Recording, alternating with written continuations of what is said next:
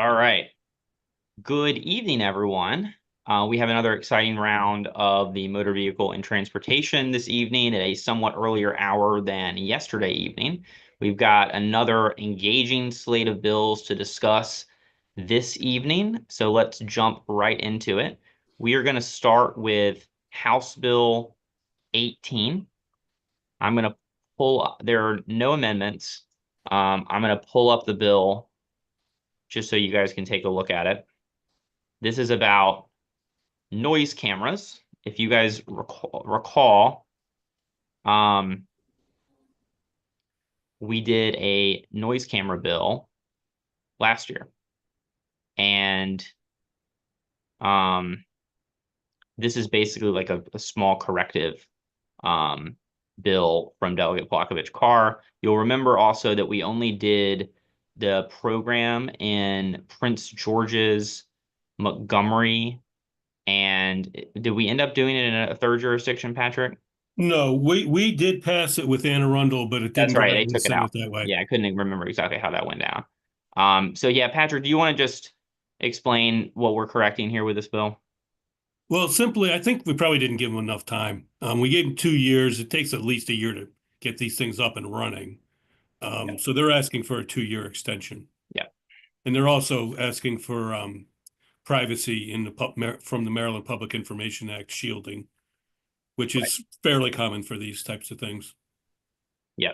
And so you can see here too that they want to push it back here to 2028. You can see here that they're changing this to 2027 about authorizing this. And through Uh, 2025, we're not going to get any good information. I mean, right. Exactly. So yeah, we're just basically changing some dates around for the most part. Any questions or thoughts? I have a question. Sorry, I thought I was raising my hand. Yeah, go ahead. This is actually a basic question, and I'm sorry if I didn't see them. Did you send reprints, or we're just looking at them on the screen? Um, there's no amendments on this bill. Oh, yeah, okay.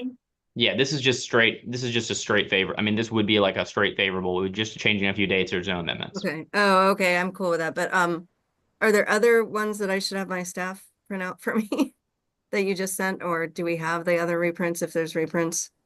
Um, Um, the chair staff, you I do have everything I was going to send if you yeah, want to send it I out. believe that my staffer Darren just sent over the reprints to you a few minutes ago, so Great. it Thank you. should be in your inbox. Okay. Thank you. Yep. Any other thoughts on House Bill 18? All right. Is there a motion?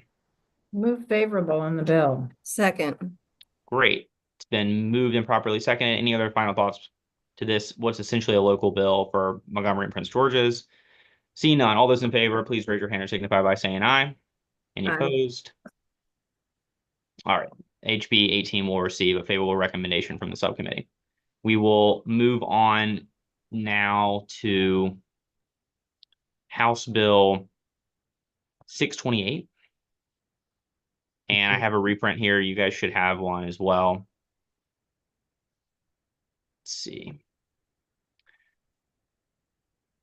Patrick, will you break down these amendments that we've got for this one?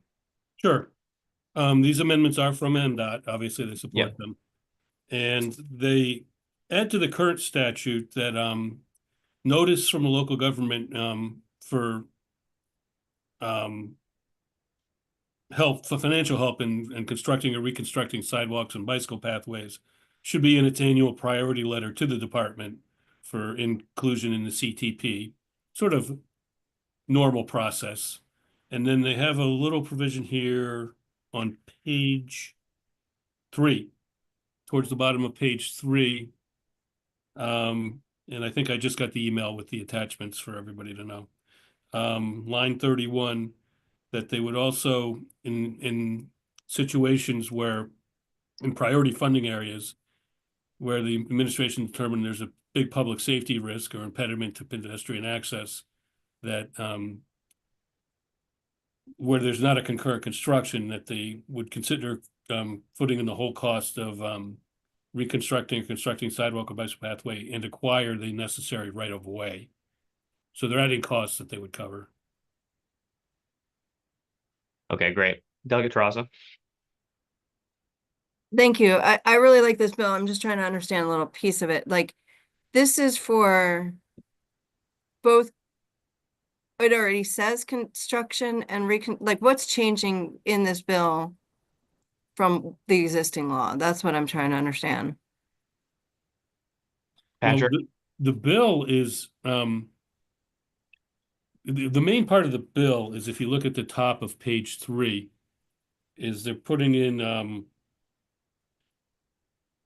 for priority funding areas, and actually it says, leading in. Oh, okay, yeah, I'm sorry. For priority funding areas, in determining funding for construction and reconstruction, they're just clarifying the priorities. And the priorities would be that there's a complete streets policy or another Vision Zero program. They would prioritize that type of funding. I'm sorry, I'm not quite understanding that. You're saying if the county has a complete No, streets, this is MDOT funding. I They understand, would but prioritize their funding for funding requests in areas that are subject to a complete streets policy or another similar Vision Zero program. a state complete streets policy? Well, the locals would have the complete streets Okay. policy. So if the locals have a complete streets policy, so if the locals have a complete streets policy in an area that they're requesting Right. MDOT funding, MDOT should prioritize those that have the complete streets policy in place over those that don't. They shall prioritize funding for those sidewalks and bicycle pathways. If the I don't want sidewalk, to hold us up. I support this either way, but I'm not clear exactly what it's doing here, but I'm sure it's something that I support given the language that we're talking about, but I don't We're just making the department prioritize funding for sidewalks in places that it makes the most sense. That's Okay, what it does. then I'm definitely okay getting past this. But I mean, I support it. Cool, thank you. Any other thoughts on the bill or the amendments? All right, any motion on the amendments? All right, I'll move the amendments. Oh, sorry, second. All right, all in favor, any final discussion on the amendments? Seeing none, all in favor of the amendments, raise your hand or signify by saying aye. Aye. All opposed, the ayes have it, the amendments pass. Any motion on the bill is amended. Move the bill. favorable. Second. Then moved and properly seconded. Any last final discussion on House Bill 628 as amended? Seeing none, all in favor of House Bill 628 as amended, raise your hand or signify by saying aye. Aye. Any Aye. opposed? All right, that bill will receive a favorable recommendation from the subcommittee as well. We're going to move on to House Bill 744. This is going to be familiar. You guys should have the reprint. We've discussed this in at least one other, maybe two other subcommittee meetings. This is Delegate Wim's reckless driving bill. Now, Patrick, remind me, I know that I can work from the Senate version if you want. I know the Senate's already passed this. They added. actually, they haven't. Oh, they haven't. Okay, but they have some amendments that they Yes. put on. That we have seen, yes. Yeah. Okay. So And basically the amendments are simple. The bill adds the violations that could subject you to aggressive driving penalty violation, and take down the number of violations you need to get aggressive driving from 3 to 2. I mean, the bill knocks it down from 3 to 2. The amendments strike that and just keep it at 3, right, given all the new violations. And then they add and then there are new violations, right? So yeah, we went over this before, folks, but we're adding points here to negligent driving and speeding in excess of the posted speed limit. We're adding a new thing that you can do to have reckless driving offense, and that's go at least 30 miles over the posted speed limit. And we're adding here about a violation here about the fine not exceeding $750. And that's one thing I did want to mention it's a bit of an odd number. I don't think there's any other number in the code that's not a factor of 500. Well, we'll just get weird with it then. That's Um, perfectly legal. um, You know, and then, yeah, and I'd say the core part of the bill here is it's basically adding different violations to this almost kind of like, you know, exhibition driving-esque list of like menu of bad things you can do. And the bill, as it came in, wanted it to be 2 or more triggers, the aggressive violation, aggressive driving violation, aggressive driving obviously being distinct and not as serious as reckless driving. But the Senate amendment, which we're going to just do in to try to make things as smooth as possible post crossover, is to just keep it at 3. The rationale being that we've added a bunch of new things. So now it's 3 of a lot more things. So yeah, that's it. Any thoughts? We have discussed this before. We were actually just waiting for appropriations approval for the fiscal note, as we discussed. You need more public defenders for this, and there's a cost to that, but appropriations approve the fiscal note. So we're in a good posture here. Is there a motion on the amendments? Move the amendments. Second? Is there I'll second it. Discussion on the amendments, Delegate Jacobs. Yeah, what is the fiscal note now? I think the fiscal note is the same as it was when it came in. Patrick, do you have that handy? yeah. Says let me see, 524 goes all the way up to 7 1/4, Correct. and that stayed the same. That nothing has changed that. Correct. We do think that because, yeah, I mean, it's a little bit hard to know how the changes here the Senate has made around 3 to 2, how that would affect the number of people that would be offended, that would have these offenses, and therefore how many public defenders we would have, right? Because we have more offenses, but as it came in, it was based on 2 or more, and now we're going back to 3 or more in existing law. So I would imagine that would bring the fiscal note down to some degree. There's also been a little bit of consternation and discussion about whether it's actually accurate that many public defenders would be needed. So I think that the fiscal note is, we obviously all respect our fiscal note drafters, but it's I think a little bit less certain than some of the other fiscal notes that we've seen. Yeah, fiscal notes are written, they have to make assumptions, which they spell out, and Right. we'll know more about those assumptions in the next couple of years. Right. And note that the chair is right. Last year, when they weren't talking about public defenders, this same bill had a 0 fiscal note. Correct. Delegate Healy. Yeah, thank you very much. I have a question about one of the provisions, number 17. And I just don't understand why this would be a problem where you're talking about avoiding a collision and overtaking a bicycle. I mean, I don't understand why that's one of the bad things. You'd think avoiding a collision. Overtaking and passing vehicle here, you mean? Well, yeah, it's number 17 and it says in parentheses, avoiding collision and overtaking a passing bicycle. If you're avoiding a collision, that seems like a good reason to maybe go over the line or do something else. Why is that a problem? Those are just descriptive words to give you an idea of what the violations are. If you give me a second, I'll go get the volume and read you the exact violation they're talking about. Okay. Okay, that's just a description of something that is actually written in the law somewhere. Yeah, these descriptions are like lawful acts. Like they're describing the kind of thing that we want people to do. So the description of each of these sections of the code describes basically like what the normal driver would do, right? Like avoid a collision. But then in the code, it basically prohibits conduct that's not consistent with what we want people to do. So it's almost like the opposite of what you're reading, if that makes sense. Yeah, it just confused me because I was just, I'm an English major. I was reading the words. Yeah, I mean, yes. For some of these, you could probably say like failure to XYZ. But yeah, go ahead, Patrick. Oh, maybe that's what it is. Maybe that's in the beginning of the thing. Okay. And they've got, obviously it's in the code, they've got a limited amount of space, but in 21-1209A, notwithstanding any of the provision, a driver of a vehicle shall exercise due care to avoid colliding with a bicycle, EPAM, or motor scooter. When overtaking a bicycle, EPAM, or motor scooter, pass safely at 3 feet. You know that provision. Yeah. And the like. And what that is this is a failure to do that. Got it. A violation. Got it. Okay. Yep. So yeah, anything that sounds good, you can just kind of mentally put failure to in front of it, and that'll be closer to correct. Okay, I Yeah. agree. But putting this in the law in this way, won't upset the apple cart. No, will no, it? it's just a description of what's in that section. Okay, thank you. Delegate Davis? Yes, thank you, Mr. Chair. Um, you mentioned exhibition driving. That is law now, right? Correct. Okay, so I'm trying to understand why we need it. I remember yesterday the bill we had, we were plugging up a loophole. What's happening here?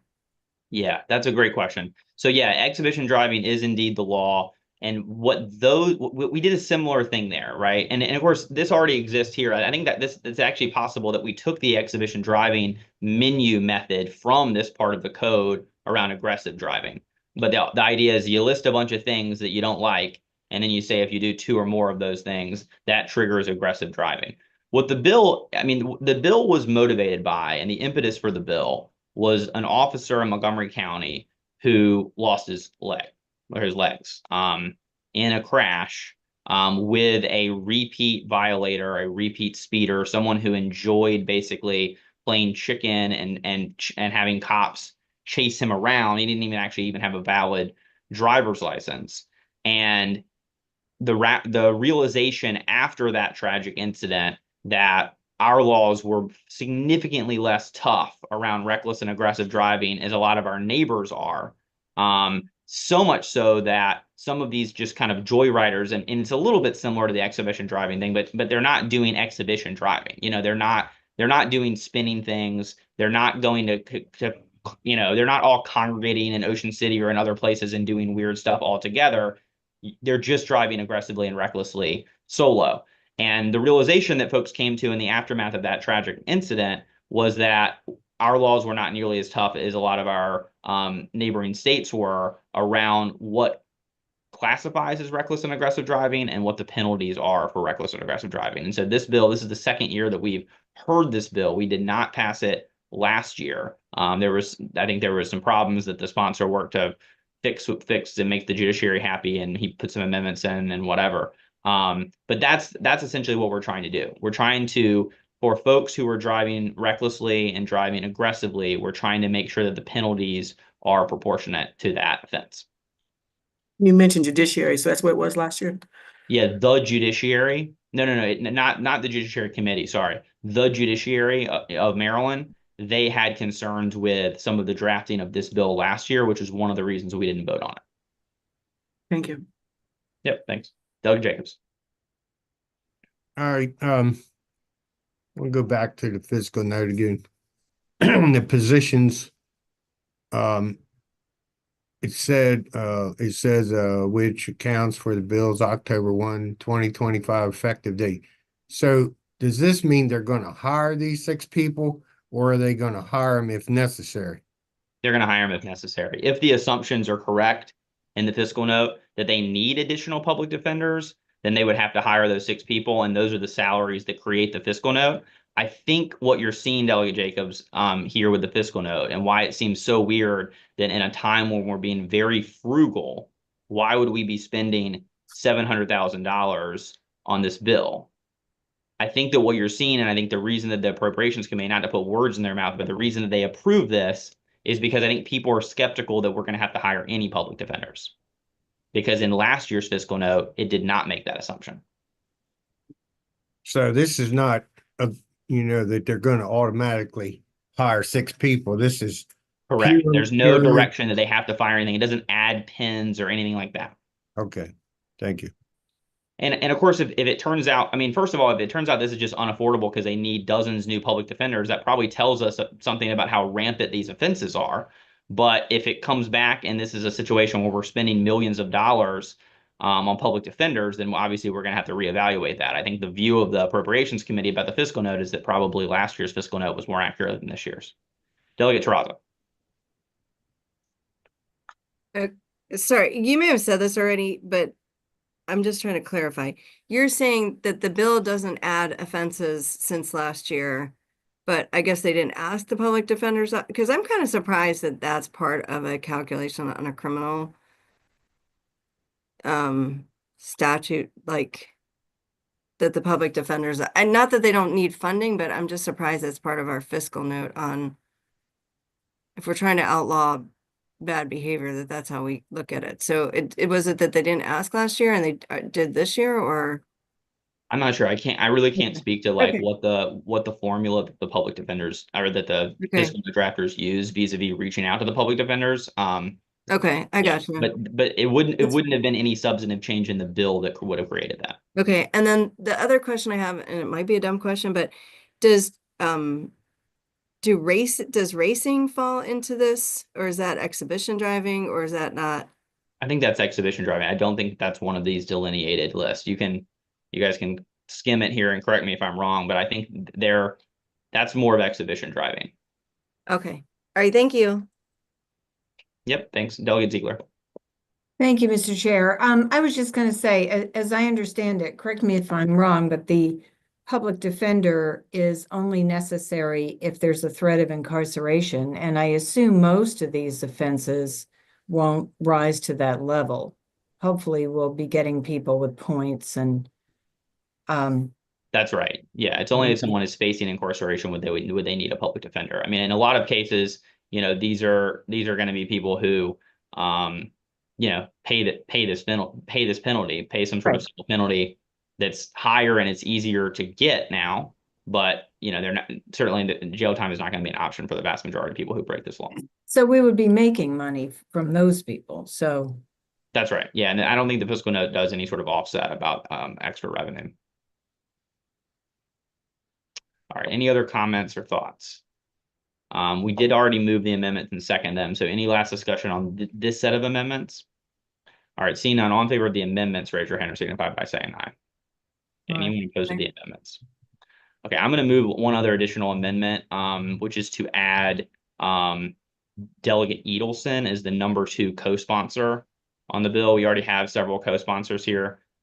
Because Delegate Edelson's bill was substantially similar and because he was very cool about us using this as the vehicle to address this, I'm just going to move that we add Delegate Edelson as the #2 co-sponsor. Is there a second? Second. Any thoughts on that? Any thoughts on that? It would be funny if we had a big debate about Delegate Edelson, but okay, all in favor of that motion, raise your hand or signify by saying aye.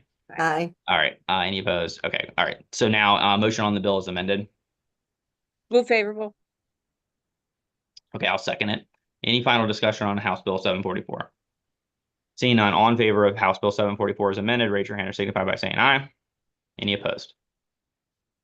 All right, that bill will receive a favorable recommendation from the subcommittee as well. We're going to move on to House Bill 1464.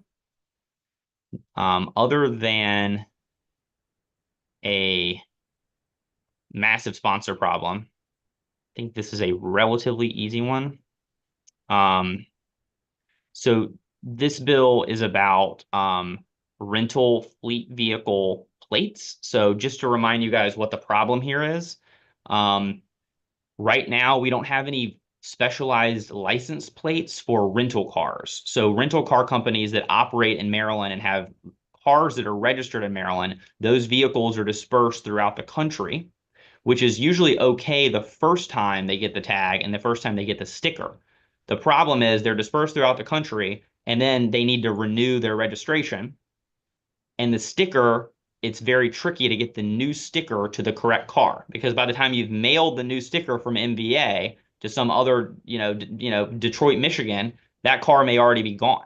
So you have to coordinate with all these other different, rental car locations to make sure that you take it offline for a long enough period of time for you to basically snail mail the sticker to put it on there. And then sometimes the stickers fall off and then you're out of compliance. So the idea here is that the rental car companies are willing to pay extra, basically create more revenue for the TTF for us, for us to give them standard rental car plates without the sticker requirement. And we've gotten a letter, even though the fiscal note came in a little bit weird, we've since gotten confirmation from the MVA that this is a revenue positive bill. So this will generate money for the TTF. Delegate Healy raised a point that is kind of top of mind for everyone about this, that several years ago, 15, 20, 25 years ago, there were some rental car plates in Florida that just said rental car. And there was a band of criminals that basically would unrelated. Just basically criminals would, advantageously exploit these plates, knowing that there could be luggage or tourists driving around with rental car plates. And so they became magnets for theft. And so as a result, some states actually stopped doing this because of all the hype that was happening in Florida. Since then, states, because of this whole sticker problem, had started to pass these laws again. And what they do is basically the state departments of transportation have wisened up, and they put vague references on the plates. It doesn't just say rental car anymore. They'll, call it something else, so it'll be an acronym, or sometimes it's even like a barcode that you can't even like really see. And that has prevented the same kind of like Florida theft problem that we saw there years and years ago from happening in other states. Okay, so that's the crux of the bill, and it's just a 2-page bill. It just says that MVA needs to create these distinctive fleet vehicles. And you can see here's the money. In addition to the annual registration fee that they're already paying, the owner of a rental vehicle registered under this section shall pay a one-time initial registration fee not exceeding $850 when the new registration plates are issued. So it's not a ton of money, but there are a lot of these vehicles. And so we do think that this is, tens of thousands or hundreds of thousands a year revenue positive. Any questions? All right, we don't have any amendments. Is there a motion on House Bill 1464? So moved. Second. All right, any final thoughts? Seeing none, all in favor of House Bill 1464, raise your hand and signify by saying aye. Any opposed? All right, that bill will also receive a favorable recommendation from the subcommittee. We'll move on now to a couple local bills. This is going to be House Bill 963. First of them is a Montgomery County local bill that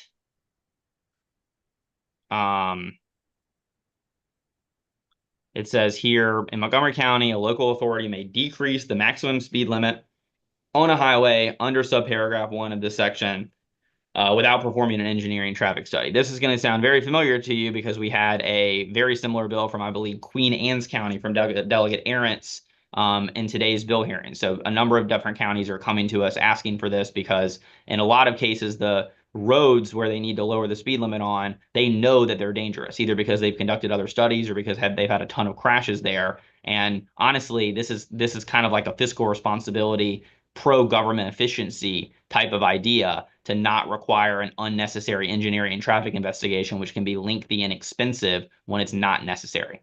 So that's the idea behind this bill and probably some other bills that we'll end up seeing this year and in future years. There are no amendments. There's no fiscal note. Any thoughts on this one? All right. Is there a motion for this local bill? Move favorable. Second. All right. Thanks. Moved and seconded. Any final thoughts? Seeing none. All those in favor of House Bill 963, raise your hand or signify by saying aye. Aye. All right. Any opposed? All right. That bill will also receive a favorable recommendation from the subcommittee. We're moving right along. We're going to move to House Bill 1032.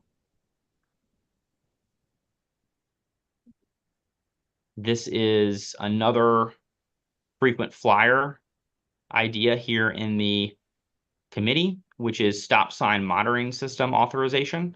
Prince George's was given this authorization last year, thanks to the work of Delegate Healy, and now Montgomery County wants to be added to this pilot program. My understanding, Patrick, but I'll just confirm with you, is that this is in every way, or in the vast majority of ways, the same as the Prince George's County bill. Is that correct? Okay, can I step back for a second and say we should probably consider this with House Bill 1226, which is Baltimore City, same Yep. thing. What Yeah. you just said is definitely the case for Baltimore City. Okay. It's a little bit off for Montgomery County, and I'm trying to work through that a little bit. Okay.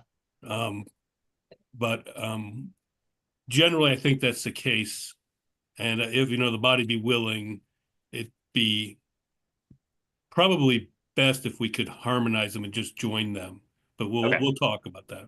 Okay. So what I'm going to do, a little unorthodox, but I'm going to just move a consent calendar. Well, let me do this. I'll move an amendment in concept for 1032 to basically align it with both Prince George's and the Baltimore City Bill 1226. If that makes sense to everybody. Any thoughts on that? Relatively unorthodox, but I think pretty straightforward move. I'll second that. Okay, great. Any thoughts, discussion, dissent on that idea? Delegate Jacobs. Thank you. When I'm reading, all relating to the inspection of recorded images, is that images of tags or is that images of the people, or exactly what is that image? It would be the same as the speed cameras, so there's no images of any people. It would just be an image of the vehicle with the plate. All right, thank you. Okay, great. Any final thoughts on that amendment that I just put forward? All right, seeing none, all in favor of the amendment to harmonize this bill so that they're all matching? All right, all in favor, signify by saying aye, raise your hand. Aye. Opposed. All right, great. I'll go ahead and just move the bill as amended. Is there a second? Second. All right, any final thoughts? House Bill 1032 is amended, same posture as the other places. Raise your hand or signify by saying aye. Aye. All right, any opposed? Okay, that bill will see a favorable recommendation from the subcommittee. Let's move on to House Bill 1226, like Patrick mentioned. I won't even pull it up. I'll just tell you that it's the same bill, except it's already in the same Prince George's County posture, right, Patrick? Yes. So we don't need an amendment on this one. I'll move House Bill Well, 1226. we need an amendment because we're just going to add it. Instead of doing this bill, we're going to add it to the Prince Oh, I George see. statute. Okay. Oh, I see. So we're going to just add Baltimore City to the Prince George's language. So there is still an amendment. Okay, got it. So I'll move the amendment to, again, harmonize Baltimore City with everybody else. Second. All right, great. Any thoughts on that? All right. All in favor of the amendment? Raise your hand or signify by saying aye. Any Aye. opposed? Okay. I'll move the bill as amended 1226. Is there a second? Second. All right, great. Any final discussion on that one? Seeing none, all in favor, raise your hand and signify by saying aye. Any opposed? All right, Delegate Jacobs is opposed. Both 1032 and 1226 will receive favorable recommendations for the subcommittee, and they'll also be harmonized with our other precedent from Prince George's. So let's move on to House Bill 915. We have a reprint here that should be in your email inboxes. I'll share my screen though. Okay, so this is from Delegate Foley. This is about out-of-state drivers who come into Maryland and speed on our roads. And we've made some significant cuts, as you can see here, to the back end of the bill. So the crux here of the bill is right here. It's basically a reporting bill. It's a data collection bill, and the crux of it here starts on line 16. It says each county and municipal automated traffic enforcement program shall submit a quarterly report to the coordinator stating for each citation issued during the applicable quarter to a motor vehicle registered in another state. And it's the list of things that they have to include: the registration plate number in the state, whether the citation has been paid, whether the citation is past due. It also will include, it also update the information provided. They'll have to update their information provided in previous quarterly reports to reflect citations that have been subsequently paid and no longer considered past due. And they have to provide a cumulative summary of citations issued under the program to motor vehicles registered in another state, the number of citations that have been paid, and the number of citations that are past due. And the coordinator is going to collaborate with the county and municipalities to implement the section. So really the issue here is we want to know more about how many people are getting speed camera tickets in Maryland who don't live here.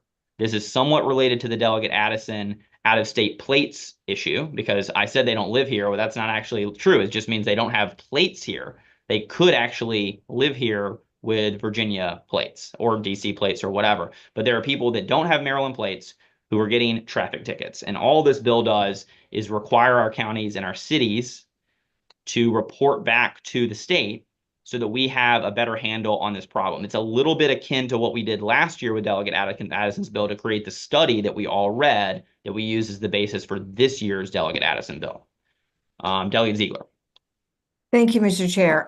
So as a practical matter, what can you do if people actually do live somewhere else? I mean, is it possible to collect these funds? And if so, how does one do that? It's a good question. It hinges on reciprocity agreements, and it gets a little complicated because we do have reciprocity for some things, but not others. And it involves, basically states to work across borders and to sometimes do things that are uncomfortable. And sometimes states don't like other people's laws. So, for example, our reciprocity with DC, one of the problems that's always been there is that in DC, there's no allowance for a speed camera overage. In other words, if the speed limit is 35 and you're caught going 36, you're getting a ticket. There's no 11 or 12 mile per hour system. And so, since they're tougher, it makes reciprocity a little bit harder because we're not all playing by the same rules. So I do think this is an issue that is going to continue to come up in the subcommittee. And so maybe this would actually be something that would be helpful to do kind of like an interim work session on, to just like get caught up on what's reciprocal and what's not. But Patrick, you have anything to add there that I misstated? No, I think you alluded to it, but there's a general miscomfort, not just from legislators, but from executive branch folks, to, suspend the driver's license of a Maryland citizen for a violation that did not happen in Maryland. Right. It's a natural discomfort for people here and people in Pennsylvania, New Jersey, whatever. And that always plays into this type of things. But one thing we could think about, Delegate Ziegler, that we should kind of all think about, not that this bill is before us today or this year, but, one thing you could do, for example, is say that Maryland will refuse to renew a driver's or, license plate, or a driver's license for someone who has, let's say, an excess of $1,000 in fines from another state. But we'll only do that for states that have the same reciprocity. So if Virginia and DC opt into that same framework of $1,000 or whatever, then our bill goes into effect at that point. That's the kind of thing that you would basically do. We don't have that bill before us, but that's the kind of situation that you'd have to do. But it's I think politically and also just substantively tricky. And this would give us a lot of information. Exactly. Yeah. Exactly. Okay. That's the idea, is that we really, a little bit like the out-of-state plates issue, we just don't necessarily have all the information we need right now to understand the problem. Delegate Jacobs. All right, let me understand. It says the bill may impose a mandate on local government. And so That's right. Obviously, this is going to be a bigger problem over in Montgomery and Prince George's, those that are adjacent to DC more so. So does that mean that my counties over on the Eastern Shore are going to have to report, what is it, monthly or quarterly or If something? they have speed camera programs, they would. But I don't think they do. There's some municipalities over there that do. Yeah, municipalities, I know they do. Yeah. Yeah, it is true that if there's a municipality on the shore that has a speed camera program, Now, this let me would- yeah, let go me ahead. ask you this. I know in Chestertown, I know of one camera that's the whoever violates the speed limit gets a citation in the mail from some company. It's not from the town. So tell me how that works when the town is not doing it, when it's subbed out, all the fines and whatnot. There's nothing, the bill is silent on that. So my understanding would be that if a county municipality is working with a contractor to implement their program and they wanted to add something to the contract to say that the contractor would also be responsible for generating these reports, this bill would not prevent that at all. Now, I'm just asking, does it require it? It doesn't require them to use a contractor or not, but if the municipality sets this up, regardless if they use a contractor or not, they're still under the bill. Now, I do think there was a little bit of belly aching from our friends at like the Maryland Municipal League about this, but I don't think that they have a position on the bill. I mean, they're not here. If we do pass it today, I'm happy to check in with our friends at MML or MACO to make sure that they don't have some sort of like existential problem with the bill. But I think our general view was that this is not very burdensome to do. This is like a couple emails. Well, I just know that, I mean, there's not a lot of speed cameras over in my district anywhere, but I know that one or two towns have speed cameras, and I also know that it's all done, by an outside contractor. None of it's done through the municipality. I'm just trying to figure out how that works I'm not sure. in this bill. Oh, I'm sorry. I need to raise my hand. Well, Yeah, this go bill ahead. wouldn't change that. Right. So I mean, are they still gonna be mandated to report is what I'm saying? Yeah, because it's still a municipal automated enforcement program, even if they're contracting the service out. So they would in turn have to go to the contractor and require this information be sent. Yeah, or a different contractor, or they could do it themselves. Right. Is that right, Patrick? Yes. Okay, Delegate Ziegler. Okay, that's an old hand. Delegate Healy. Yeah, I'm surprised that that is happening. I'm not sure under the speed camera law that they can contract it out because it has to be signed off on. We're doing the bill this year to say other people could sign off on it, but it has to be signed off on by a local police officer right now. That's correct. But the thing is that what the law says is that the contractor's fee cannot be based on the number of citations. Okay. It can't be an incentive for them, but they can still run the program, Yeah. subject to the authority of the local Oh, jurisdiction. okay. I get it. Thank you. Okay, any other thoughts on this one? Okay, can we get a motion on the amendments, which again, strike everything but the reporting requirement? Move the amendments. Is there a second? Second. Second. Any thoughts on the amendments, which again, limit the bill to just a reporting requirement? Seeing none, all in favor of the amendments, raise your hand or signify by saying aye. Any opposed? Okay, amendments pass. On the bill as amended, is there a motion? Move favorable on the bill Second. as amended. All right, thanks. Any final thoughts on the bill as amended? Seeing none, all in favor of House Bill 915, raise your hand or signify by saying aye. Any opposed? Doug Jacobs is opposed. That bill will also receive a favorable recommendation from the subcommittee. I believe we have one bill left. We're going to, as I mentioned at the top, we're going to hold for our friends at MTA, Joseph et al. We're going to hold 1144 for one more day and put our heads together a little bit about kind of the amendments that are floating around. We're going to take that up tomorrow. We have an agenda of mostly local bills tomorrow that I will try to send out to you guys as soon as we can. But we are going to move on to, I believe, the last bill of the day, which is House Bill 1375 from Delegate Stein.